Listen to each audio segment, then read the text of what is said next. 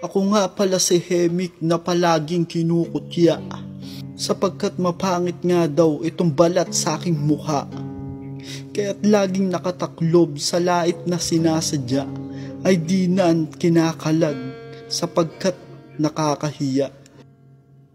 Pero sino nga ba ako na sikat sa mga tao na palaging pinupuri na matalino at gwapo? Sa kagwapuhan ng bayan ay palaging ang panalo, ay ito rin ang dahilan na kainggitan ng tao. Kung babalikan natin kung sino nga ako noon, ay kahit sinong dumaan lahat sa akin nalilingon, sapagkat gayong mapormat katawan pa'y malamaton ng dahilat magtutulo ng laway at mga sipon. Gayong karakas kong dating, mga tukso'y nasasabak, kaya't laging nahaharap ang mga babae at alak. Sa pagsinghot ko ng usok, kamay ko ay hawak-hawak ng mga kababaihan, nakatabi apat-apat. Pag ako'y nakakakitang mga babae na pangit, ay hindi ko natitiis na gagawangan manlait. Sa gayong ibang babae, sa akin ay nagagalit, sa waring bibig kong ito'y sa damdami mapanakit. At dumating ang panahon na sa akin gumulantang ng aking nasilayan, bahay namin naliyaban.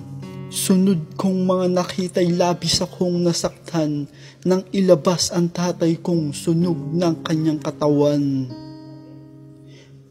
At ako nga ay pumasok para aking mailigtas. Ang dalawa akong kapatid sumisigaw ng malakas, gayon nasagip ko'y isa, at kami ay nakatakas sa apoy na sumisiklab na palakas ng palakas. Ngunit itong aking mukhay, sunog na sunog ang balat, at isang aking matay na tuluyang nabulag. At dumating na ang punto'y kami nang ay naghihirap, at sugat sa aking mukha ay nagnanana at nagnaknak. Naghanap akong trabaho, ngunit walang tumatanggap, kaya't mapawi ang gutom, rugby na aking hawak. Ito akin ng katawan ay tuluyang bumagsak, at kahit sinong tao'y wala sa aking humaharap.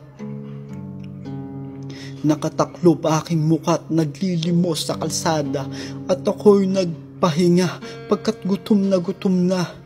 Nakita ko ang babaeng nilait ng itsura, ay bigla akong nilapit at dumukot sa kanyang bulsa. Binigyan akong pera at binigyan din ng pagkain. Nang di daw ako magutom, kaya't akin daw tanggapin. At meron akong kaibigan na kilala ko't napansin, ay di ako kinamusta't kasama'y yayamanin. Sa nangyari sa aking buhay, mundo'y kasinungalingan, nakilala ka lang nila kapag sila'y may kailangan. Sa iyo ng pagkadapay, lalabas katotohanan, na sa buhay mong hiniram, sa Diyos ka mananawagan. Binalikan ko ang bahay ng aking kinalakihan. Bumalik ang alaalang mga ligaya'y nagdaan. Pero ang mga panahon nun, aking kinalalagyan, ay maging tulad ko'y huwad na sa aking karuwagan. Hindi ko na iniisip noong masaganang buhay, sapagkat sa mundo natin tayo lamay tumutulay. Ang mahalaga'y lumabang kana't maging mahusay, na sa mabuting landasin na lumikha ang gumagabay. Pero sa ating kamunduhan, huwag natin itutulak na kaya natin na walang kakampi sa hinaharap.